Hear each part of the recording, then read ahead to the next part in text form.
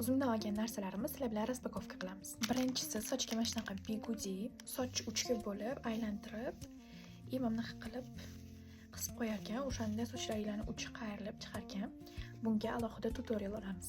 Ikkinchisi Garnierdan termazash ekan, sochga yaltirash berar ekan. Menimcha bu spreyni ko'p joyda ko'rib bo'lgansizlar. Uchinchisi kiprigiga mana shunaqa kley otsiflari yaxshi edi. O'shaning uchun olib ko'rdim.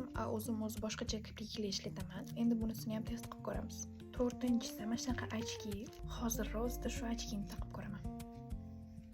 Menimcha chiroyli yuz tuzilishimga ham zo'r tushdi deb o'ylayman. Bunisi ham ochki, lekin bunisi menga emas, opamlarga oldim.